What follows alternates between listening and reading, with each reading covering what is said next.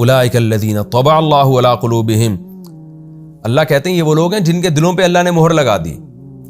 یعنی ایسا نہ ہو کہ کوئی اسلام سے پلٹ کے جا رہا ہے تو تم سمجھو کہ شاید اسلام میں کوئی خرابی ہوگی. بھائی کوئی اسلام ہی اپنے آپ کو ایکسپلین نہیں کر پایا، یا اسلام کے دلائل میں ہو سکتا ہے جان ہی نہ ہو، تو اس لیے یہ اسلام سے پلٹ رہا ہو. اللہ کہتے ہیں ایسا کچھ نہیں ہے. یہ وہ لوگ ہیں جنہوں نے اسلام کی خوبی کو اپنی آنکھوں سے دیکھا، اس کے بعد پلٹ گئے، تو یہ تو ان کے دلوں پر مہر کی بہت بڑی علامت ہے. ایک آدمی ایک مزیدار چیز کا ذائقہ چکھنے کے بعد کہے کہ یہ ٹیسٹی نہیں ہے، وہ زیادہ بڑا جو ہے وہ ہٹ دھرم اور ضدی ہے بنسبت اس کے جس نے چکھا ہی نہ ہو. تو ایک غیر مسلم اسلام قبول نہیں کرتا، یہ اتنا بڑا مجرم نہیں ہے. ایک اسلام کی خوبصورتی اور اس کا حسن دیکھنے کے بعد، اس میں طہارت، اس میں حقوق، ایک دوسرے کے حقوق ہیں، اس میں نشہ حرام ہے، اس میں اللہ کی توحید ہے، یہ ساری چیزیں دیکھنے کے بعد وہ اسلام کو چھوڑتا ہے، تو اللہ کہتے ہیں یہ تو وہ بدبخت لوگ ہیں جن کے دلوں پر اللہ نے اسٹیمپ لگا دی، مہر لگا دی. وسم، ان کے کانوں میں بھی مہر لگا دی. کیا مطلب؟ یہ حق بات سننے کے قابل بھی نہیں رہے ہیں. وہ ابصارہم، ان کی نگاہوں پہ بھی اللہ نے مہر لگا دی. مہر کا مطلب کہ نگاہیں دیکھنے کے قابل نہیں ہیں، ان کو سیدھا راستہ اب نظر نہیں آ رہا. وَأُولَٰئِكَ هُمُ الْغَافِلُونَ، اور یہی لوگ ہیں غافل. کیا مطلب؟ آخرت سے غافل، بس دنیا کی مستیوں میں پڑ گئے ہیں. لَا جَرَمَ أَنَّهُمْ فِي الْآخِرَةِ هُمُ الْخَاسِرُونَ، کوئی شک نہیں یہی لوگ آخرت میں ہم الخاسرون. ہم کا مطلب اصل خسارے والے، یہ حسر کے ساتھ ہے نا، دوبارہ ہم کا تکرار کیا. یہی لوگ ہیں خسارے والے، یعنی دنیا میں تو عیاشی کر لیں گے لیکن آخرت میں جو اصل برباد ہوں گے وہ تو یہ لوگ ہوں گے. کیونکہ سب سے بڑا خسارہ یہی ہے کہ آپ اسلام کی نعمت ملنے کے بعد آپ اس کو چھوڑ دیں. ثم ان ربک للذین ہاجروا من بعد ما فتنوا. اب چونکہ اس آیت کا ایک شان نزول تھا نا، صحابی رسول تھے جو مکہ میں ان پر اتنا ظلم ہوا کہ انہوں نے ظاہری طور پر اسلام کو چھوڑ دیا، تو بعد میں وہ ٹینشن میں آئے کہ میں کہیں کافر تو نہیں ہو گیا، میرے اعمال برباد تو نہیں ہو گئے. تو اللہ نے ان کو تسلی دی کہ نہیں نہیں نہیں، اگر کسی کو جبر کیا جائے، وہ زبان سے کلمہ کفر کہہ دے تو اللہ اس کو سزا نہیں دے گا.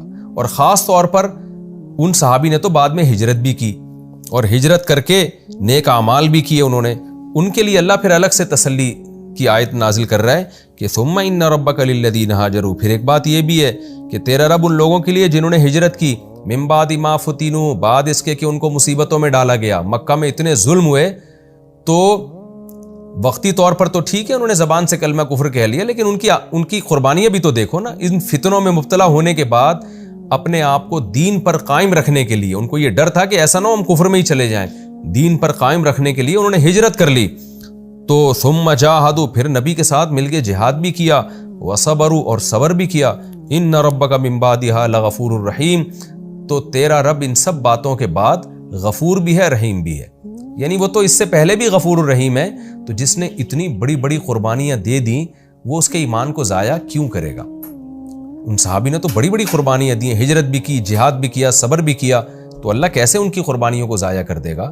تو اللہ تو اور غفور ہے اور ان کے لیے اور زیادہ رحم کرنے والا ہے. تو یہ ہمارا رکوع الحمدللہ کمپلیٹ ہو گیا. سورہ نحل کا رکوع نمبر 14 اور 20.